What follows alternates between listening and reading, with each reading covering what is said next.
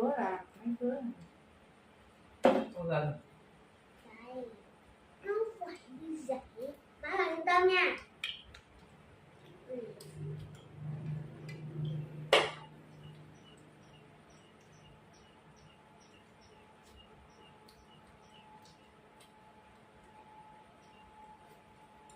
ngày mai mình ăn cơm hết rồi đó, bạn mình thử nè. Ăn ráng ăn cho bá cá đặt từ cho nó rồi.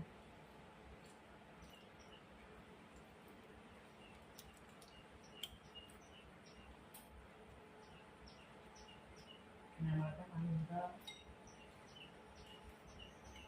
Xong không? Cơm xong không? Người ta đặt ăn 12 cứng một gì đó các bạn.